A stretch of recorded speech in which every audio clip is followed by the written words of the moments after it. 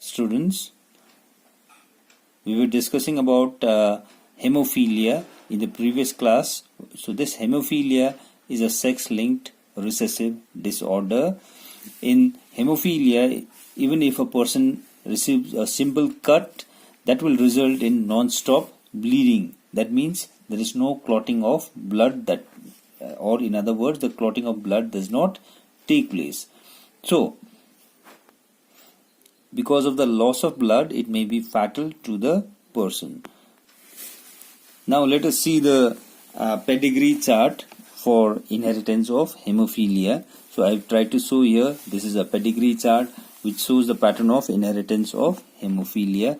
As we have already discussed, this hemophilia is a sex-linked recessive disorder. It is linked, that means that this disorder is carried by the sex chromosome. It is carried by the X chromosome. Okay, so this X chromosome carries this trait, so therefore we say this is sex-linked. When we say sex-linked, it could also be carried by Y chromosome, but here it is X chromosome. So this is sex-linked, and the disorder is recessive.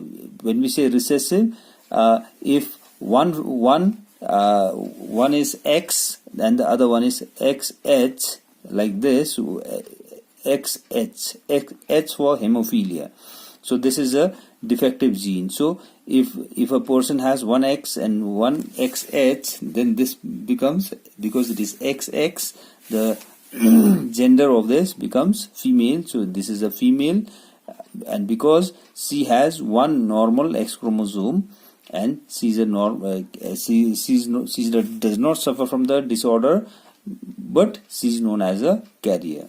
Then if in this case this is a normal male having one X chromosome and one Y chromosome, so therefore this X is normal, therefore this person is normal. So we see the pattern of inheritance first.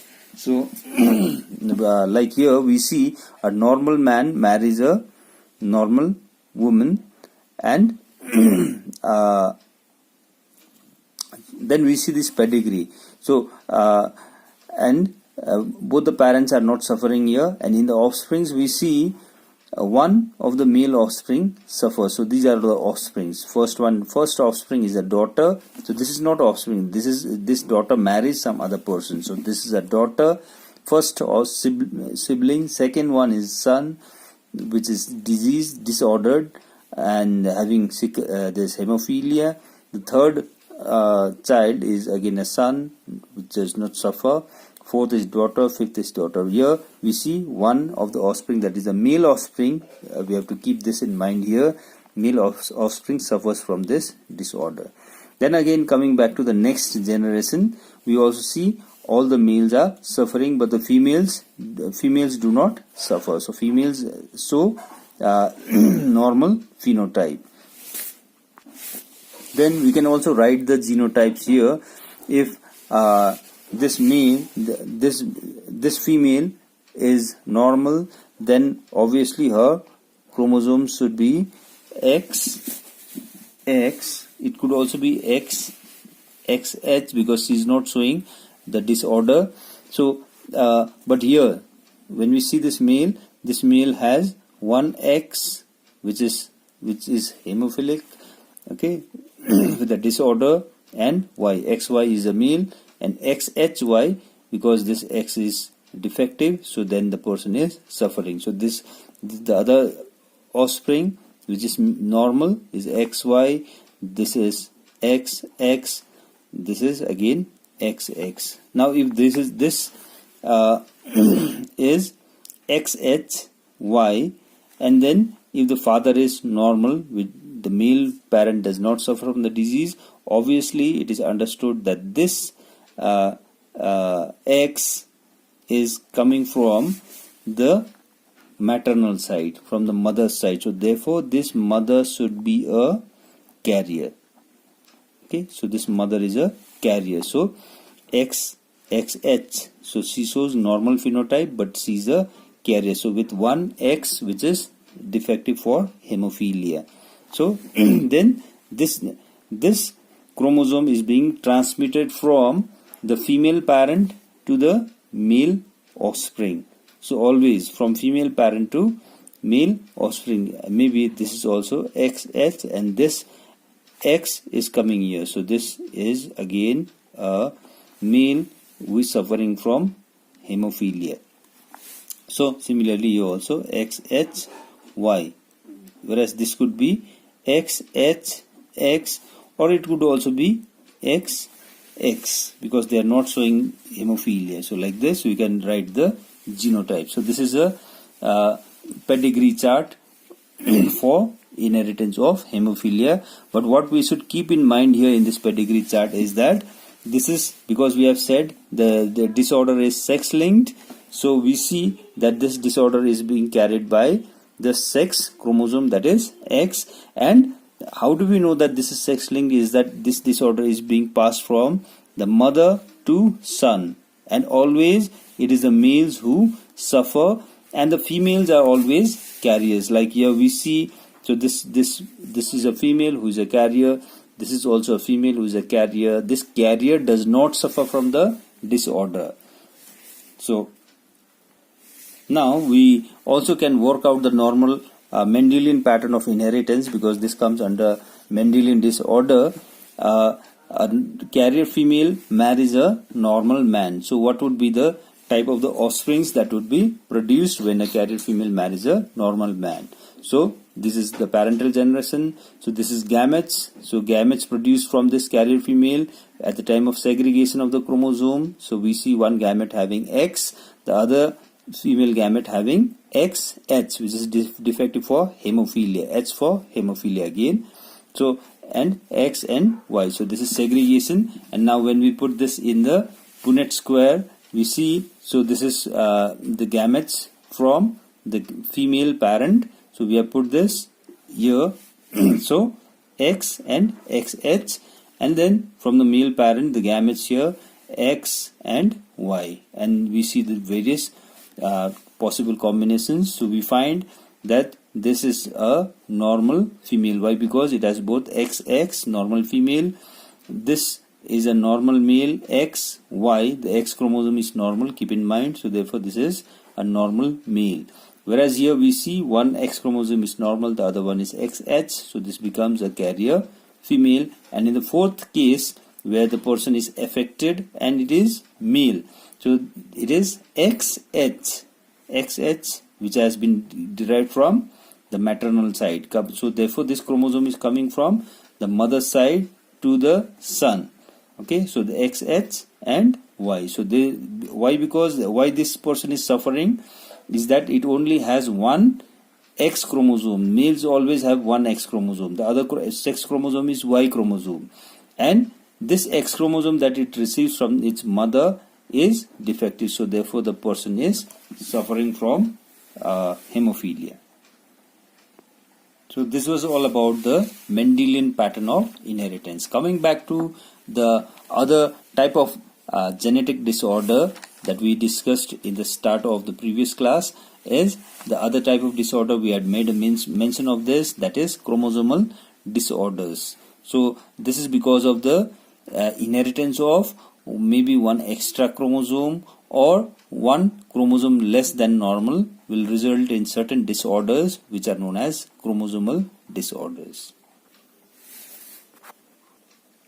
So how does this chromosomal disorders arise? So let us see with the help of this figure that I put in here. So let us go back to meiosis. Meiosis in the gonads at the time of formation of gametes, the male gametes or female gametes. Suppose say meiosis taking place in the testis, inside the seminiferous tubules where the male gametes are being formed. The type of cell division that is taking place in the gonads, that is obviously you all know that it is meiosis. So meiosis involves two steps, meiosis 1 and meiosis 2. So meiosis 1 will include prophase 1, metaphase 1, anaphase 1, telophase 1, cytokinesis, and at the end of cytokinesis it will form two cells, and then it proceeds towards meiosis 2, and then in meiosis 2 again prophase 2, metaphase 2, and here in this diagram I've tried to depict anaphase 2, where the chromosomes are getting segregated. This spindle fiber that is formed is pulling the chromosomes apart towards the two directions, two poles, and then here we see, so there is a failure in segregation of the chromosomes at the time of formation of the gametes. So these chromosomes, are not dividing equally, nor in the normal case. Suppose in this case the other cell, here I have tried to show 4 chromosomes, so the total of 8 chromosomes were there, so they segregated equally and both the poles are receiving 4 chromosomes each. But in the above case here, so here we see that there is failure in segregation, so it is not segregating properly. So one pole receives 5 chromosomes, the other pole receives 3 chromosomes instead of 4 that had to be received, and therefore the daughter cell at the end of meiosis, the daughter cell is receiving, on one side it is receiving the 5 chromosomes, which is one more than normal. Other cell is receiving only 3 chromosomes, which is one less than normal. So this is failure of segregation at the time of formation of gametes. As already said, this failure of segregation results in either gain of the chromosome or loss of the chromosome in the daughter cells that are produced. So this gain or loss of chromosome, this is known as this phenomena is known as aneuploidy. Now there is another case where a cell may also be having multiple sets of the chromosome, which is the phenomena is known as polyploidy. So we all know that at the end of cell division there should be cytokinesis, so that one cell divides into 2 cells having equal number of chromosomes. But due to certain reasons, due to the presence of certain substances in the environment, like for example there is a chemical substance known as colchicine, colchicine, colchicine. So this substance leads to in the failure of formation of spindle fibers. So because of that, the chromosomes will not separate to the opposite poles, although the chromosomes have duplicated, but it does not separate, and it also does not lead to cytokinesis. So that results in the non-division of the cell. The cell remains one, cell remains intact, but the number of chromosome is doubled. So that may lead to formation of multiple sets of chromosomes, like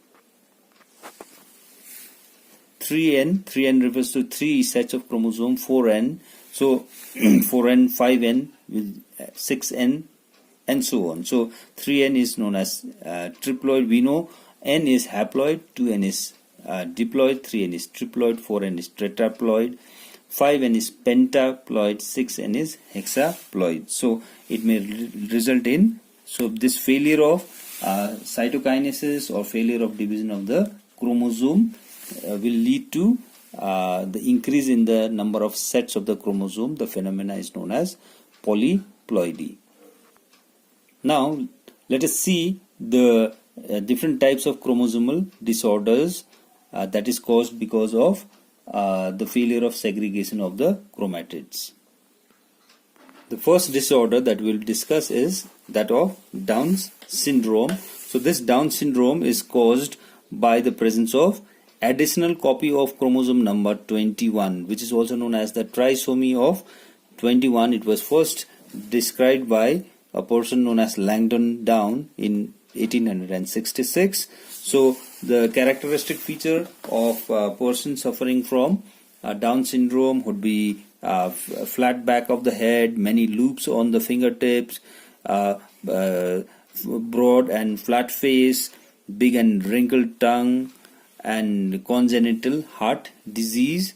So all these are the features of a person suffering from Down syndrome. So because of the presence of an additional copy of chromosome number 21, if you see this, the chromosomes, a picture of the chromosomes that is given in your text, you see there is one extra. We see this chromosome number 1, 2, these are homologous pairs, chromosome 1, 2, 3, 4, 5, 6, and then we see chromosome number 21, and here we see that there are 3 such chromosomes. So there is one additional copy of chromosome number 21. Therefore, it is known as the trisomy of 21. So therefore, this individuals having suffering from Down syndrome would be having the genotype, would be having one additional extra chromosome in autosomes. In fact, instead of 44 autosomes, that is 22 pairs of autosomes, 22 into 2, that would be 44. They have one extra autosome, so therefore they will be having 44 autosomes plus either it is XX if it is a female child, or if it is a male, then it will be having 45 autosomes plus XY. So so this is the genotype for a person suffering from Down syndrome. It would be both a male or female, both male as well as female. Then the second type of chromosomal disorder that we will discuss is known as Klinefelter's syndrome. So this genetic disorder is because it is caused because of the presence of an extra copy of X chromosome. So the person suffering from Klinefelter syndrome will show overall masculine development. That means it will have male-like features, but at the same time it also shows gynecomastia. So that is known as the development of the breast is known as gynecomastia. So such individuals are sterile. So if you look at the chromosome, we find that they have 44 autosomes plus XXY. So they have one extra copy of the X chromosome. Okay, so therefore the total number of chromosome would be 44, 45, 46, 47. So they will be having 47 chromosomes. Similarly, in Down syndrome also we see 45 autosomes plus XX or XY. So they would also be having 47 chromosomes in total. Here also in Klinefelter syndrome also they have 47 chromosomes, but here it is 44 autosomes plus XX and Y. So because of the presence of one extra X chromosome, there is the development of breast or female-like features are seen. So although this is a male, but will have a tendency of development of breast. So this is known as Klinefelter's syndrome. Then the last one is known as Turner syndrome. Turner syndrome is caused by the absence of one of the X chromosomes. That is, that means because it has X chromosome, it does not have Y chromosome. It only has one X chromosome. So therefore, this is a female. It is not a male because it does not have Y chromosomes. So this female showing Turner syndrome is also sterile because they have rudimentary ovaries which are not well developed, and they also lack certain secondary sexual characters that is seen in females. And if we have to look at the number of chromosomes, we find that they have 44 autosomes and XO. Okay, so there is no Y chromosome. So 44 plus 1, that means total is 45 chromosomes. So these individuals will have 45 chromosomes in total. So 44 autosomes plus XO is 45 chromosomes. Here in Down syndrome it is 45 autosomes plus XX or XY. In Klinefelter syndrome the number of chromosomes is again 47. Why? Because there is 44 autosomes plus XXY. So these are the three types of chromosomal disorders that we needed to study. So we'll wind up our class today. So in the next class we'll move on to a new chapter that is on DNA.